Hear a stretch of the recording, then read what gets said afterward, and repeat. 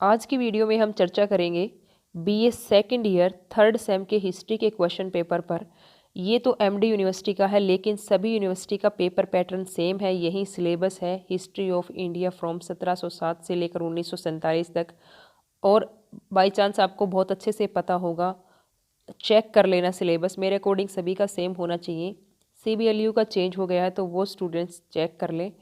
Paper जो pattern है, जिनका यही सिलेबस है, सभी यूनिवर्सिटीज़ का सेम है। वहीं एक क्वेश्चन मैप का आना, दूसरा एक क्वेश्चन है वो short question, short answer type question का आता है। और जो तीन जो क्वेश्चन आपके बच जाते हैं वो लॉन्ग आते हैं।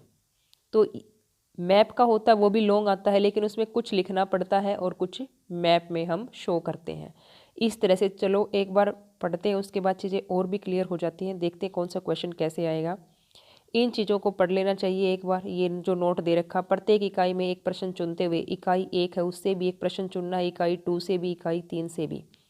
कुल 5 प्रश्नों के उत्तर देने हैं इस तरह से, क्योंकि टोटल ये 4 इकाई दे रखी है, उनमें से 4 क्वेश्चन तो ये हो गए और एक क्वेश्चन नंबर 9 है वो अनिवार्य है।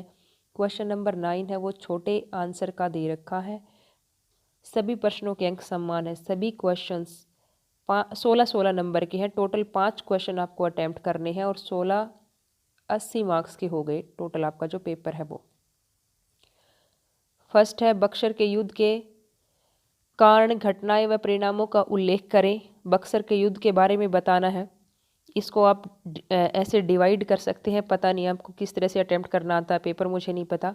युद्ध के कारण 4, घटनाएं क्या क्या हुई वो 4 और परिणाम 4। इस तरह से बहुत डिवीज़न बना हुआ होता है। तो आप अच्छे तरीके से लिखना, भूमिका वगैरह बना के कि किस तरह से हम उसको बहुत अच्छे तरीके से लिख सकते हैं। आपको शायद आता होगा कि किस तरह से बहुत बढ़िया तरीके से कोई भी आंसर लिखा जा सकता है। नहीं, फिर एक वीडियो में वो भी बताया जाएगा कि सबसे अच्छी आंसर राइटिंग आप कैसे कर सकते हो।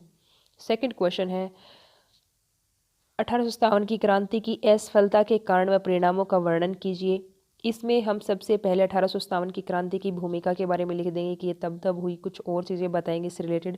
फिर इसमें असफलता के कारण 8 मार्क्स के हो जाएंगे, परिणाम जो है वो 8 मार्क्स के हो जाएंगे। यानी इस हिसाब से हमें लिखने हैं। ऐसे नहीं कि 2 लाइनों में असफलता के कारण बता दें और फिर परिणाम हम बड़ा बनाते रहें, ऐसे नहीं होना चाहिए। इक्वल इक्वल सी चीज़ें होनी चाहिए, आंसर राइटिंग अच्छी होनी चाहिए। राजा राम मोहन राय और ब्रह्म समाज के बारे में आप क्या जानते हैं? आपको ध्यान रहे स्टूडेंट्स, ये एक इकाई है। इकाई 1 में 2 क्वेश्चन दे रखे, इनमें से हमें कोई एक लिखना है। ऐसे इकाई 2 से भी राजा राम मोहन राय वाला सही आता है तो ये नहीं, भारत में आधुनिक उद्योगों के उत्थान पर निबंध लिखें, ये भी लिख सकते हैं, जो भी अच्छा हमें आता है। और अगर आप एक इकाई से दोनों लिख देते हो तो दोनों के नंबर नहीं मिलेंगे।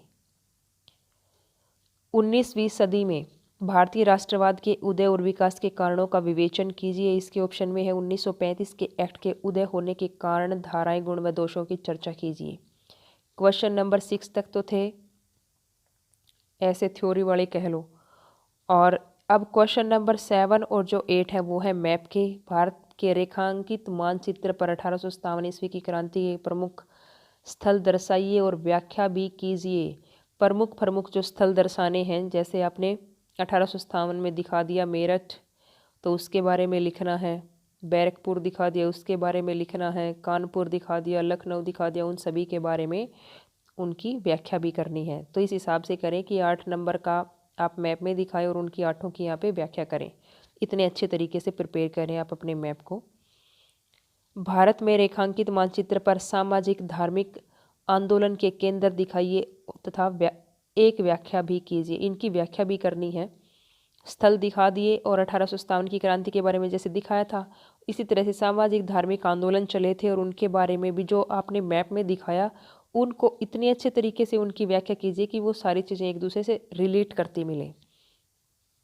आई थिंक आपको पता होगा कि कौन कौन से इम्पोर्टेंट क्वेश्चंस हैं आपकी हिस्ट्री में, ताकि आप उनको बहुत अच्छे तरीके से उनका आंसर प्रिपेयर कर सको। क्वेश्चन नंबर 9 आ गया है जो है इम्पोर्टेंट।